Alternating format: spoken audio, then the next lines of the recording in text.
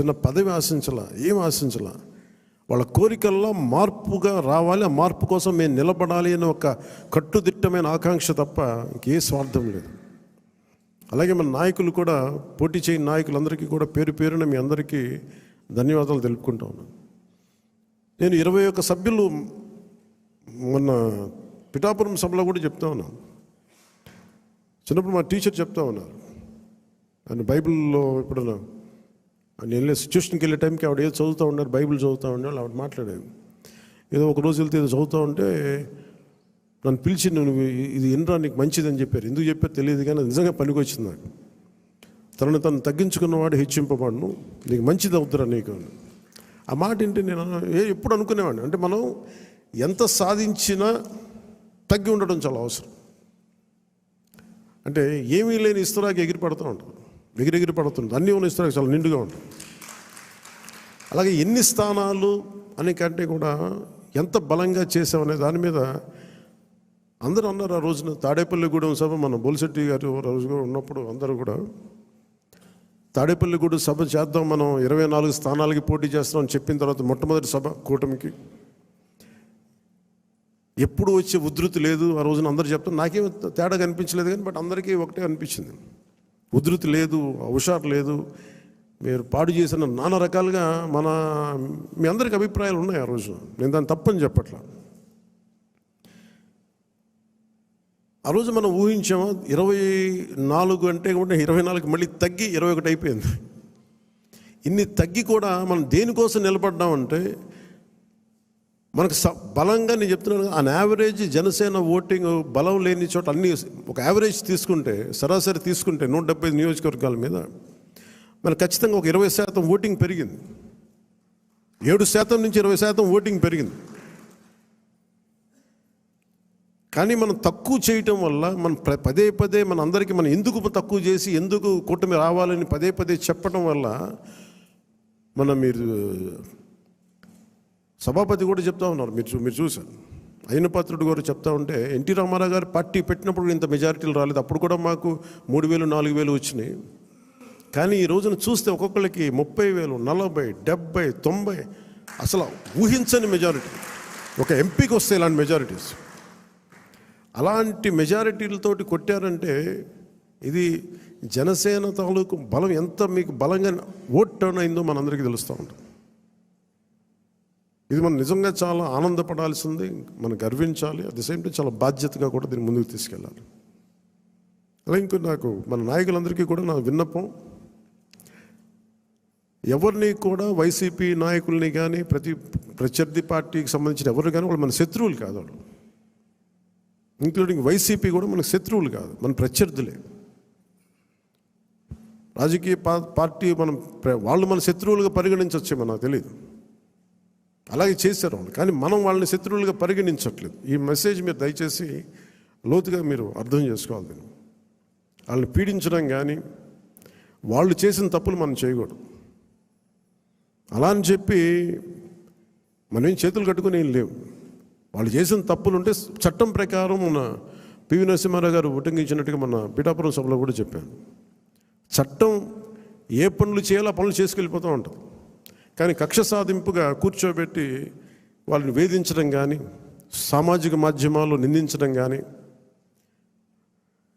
అలాగే ఎవరిని కూడా వ్యక్తిగత దూషణకి దూరంగా ఉండమని నేను అందరినీ కోరుకుంటా ఉన్నాను. నిజంగా యుద్ధం వస్తే మటుకు, గొడవే వస్తే మటుకు అది వెనకాడం, అది మీ అందరికీ తెలుసు. భావంలో ఉన్న తీవ్రత మనకు భాషలో చూపించక్కర్లా. చాలా మర్యాదగా మాట్లాడదాం, అన్నీ చేద్దాం. కానీ మీరు ఇందాక మనోహర్ గారు చెప్తున్నప్పుడు కూడా సబ్జెక్ట్ అవగాహన ఉన్నప్పుడు, దానికి లాజిక్ అండ్ రేషనాలిటీ, దానికి రెటారిక్ యాడ్ అయినప్పుడు దాని తిరుగులేని ఆయుధం. దానికోసం తీవ్ర పదజాలం కానీ పరుష పదాలు కానీ మనం వాడాల్సిన అవసరం లేదు. భవిష్యత్తులో అలాంటి సమస్యలే వస్తే ఎప్పుడు మనకి పోరాటానికి సిద్ధంగా ఉన్న పార్టీ అది. పదవులను కూడా పక్కన పెట్టి ముందుకెళ్తాం, అలాంటి బలంగా నిలబడగలం. ప్రజాస్వామ్యాన్ని ఇప్పుడు ఈరోజు నేను రివ్యూస్ చేస్తూ ఉంటే ప్రతి చోట ఎంత అడ్డగోలుగా డబ్బులు ఖర్చు పెట్టేశారో, దోచేశారంటే పంచాయతీరాజ్ లెక్కలు చూస్తూ ఉంటే గుండె చెరువైపోతాం. 200 కోట్లు కనీసం పే చేయలేని పరిస్థితుల్లో ఒక 40 కోట్లు పే చేస్తే చాలా పెద్ద ప్రాజెక్టులు అయిపోతాయి. ఒకవైపు ఏమో ఋషికొండ లాంటి ప్యాలెస్కేమో 600 కోట్లు ఖర్చు పెడతారు. అది వాళ్ళ కోసం కట్టుకున్నారా గెస్ట్ హౌస్లకి, అది వాళ్ళ కథ అది. కానీ ఎప్పుడు ఏది ఖర్చు పెట్టాలి, ఎంత ఖర్చు పెట్టాలి అనే విఘ్నత లేదో వీళ్ళందరికీ అనిపించింది. మన క్యాంప్ ఆఫీస్కి తీసుకెళ్ళి మీరు బడ్జెట్ ఇచ్చి మీరు ఎంతైనా ఖర్చు పెట్టుకోండి, మీ క్యాంప్ ఆఫీస్ రెడీ చేసుకోండి అంటే నేను రూపాయి ఖర్చు పెట్టడం నాకు ఇష్టం లేదు అదనంగా ప్రభుత్వ ఖజానాకి. అది ప్రజల సొమ్ముని మనకి అకారణంగా దాన్ని ఖర్చు పెట్టేయడం కానీ దాన్ని దుర్వినియోగం చేయడం నాకు నచ్చక. అసలు ఏం వద్దు, ఉన్న ఫర్నిచర్ అలాగే ఉంచిన ఏం చేయొద్దు. దాన్ని అవసరమైతే నేను చెప్తానులేండి, నేను చెప్తాను. మోస్ట్ ఆఫ్ ద టైం వెళ్ళి నా ఫర్నిచర్ పట్టుకెళ్ళాను. ఉన్న ఫర్నిచర్ సరిపోతే పర్లేదు. రోడ్ల మీద కూర్చొని వచ్చాం, మనం వీధుల్లో కూర్చొని పోరాటాలు చేసాం. కూర్చొని చిన్నపాటి కుర్చీ ఉంటే చాలు, మళ్ళీ దానికి ఇంత సౌకర్యాలు అవసరం లేదు మాకని చెప్పాను. అలాగే ఇది మనందరం కూడా చాలా బాధ్యతగా తీసుకోవాలి. అలాగే మన ఎమ్మెల్యేలకు కానీ మన పోటీ చేయని నియోజకవర్గాల్లో ఉన్న నాయకులందరికీ కానీ పార్టీని పటిష్టం చేయడానికి మీరందరూ మీ నియోజకవర్గాల్లో అందుబాటులో ఉండండి. జనవాణి కార్యక్రమాన్ని మీరు నిర్వహించండి. అలాగే కేంద్ర కార్యాలయానికి కూడా నేను ఒకటే మన అందరికీ హరిప్రసాద్ గారి ద్వారా విన్నవించాను. ప్రతి ఒక్కరు కూడా కేంద్ర కార్యాలయంలో ఒకరోజు మీరు ఉండాలి. అది మీకు తెలియజేస్తాం. ఉంటే ఏమవుతుందని మీరు వచ్చి ఒకళ్ళు ఉన్నప్పుడు ప్రజలకి మనం మరింత చేరువవుతాం, వాళ్ళ కష్ట నష్టాలు తెలుసుకుంటాం. ప్రతి నాయకులకి చంద్రబాబు గారు కానీ మేము కానీ మేము అనుకుంది ఏంటంటే ఎక్కడా కూడా అధికారాన్ని దుర్వినియోగం చేయకండి. మనం గెలిచాం కదా అని చెప్పేసి అధికారుల్ని ఇబ్బంది పెట్టే పదజాలంగానే అవన్నీ వాడకండి. కరెక్షన్ చేయాలంటే ఈ పదాలు వాడకుండా కూడా కరెక్ట్ చేయొచ్చు. అలాగే ఇంకొకటి కీలకమైంది ఏంటంటే మన ఇంట్లో కుటుంబ సభ్యుల్ని దయచేసి ఇలాంటి కార్యక్రమాల్లో దయచేసి మీరు ముఖ్యంగా ప్రభుత్వానికి సంబంధించిన కార్యకలాపాలు దయచేసి మీ రివ్యూ మీటింగ్స్లో వాళ్ళని ముందుకు తీసుకెళ్ళకండి. ఎందుకంటే మనం వారసత్వపు రాజకీయాలు అనేది మన వ్యతిరేకం కాదు, కానీ జనం మీద రుద్దేయకూడదు. సహజంగా ఇంట్లో ఒక్కొక్కరికి కెపాసిటీ బిల్డింగ్, లీడర్షిప్ బిల్డింగ్ కూడా సహజంగా ఎదగనివ్వండి. ఆ అట్మాస్ఫియర్ ఉండాలి అని కోరుకుంటాం, ఇవ్వాలి. కానీ బలవంతంగా ప్రజల మీద రుద్దకండి. అలాగే రౌడీజం చాలామంది మనకి ఈ సందర్భంగా నాకు మన నాయకులందరూ కూడా తెలియజేస్తాను, ముఖ్యంగా కొద్దిమందికి అది మీకు అర్థమవుతుంటుంది నేను ఎవరి గురించి మాట్లాడతాను. రౌడీజం దయచేసి మీరు నమ్మకండి.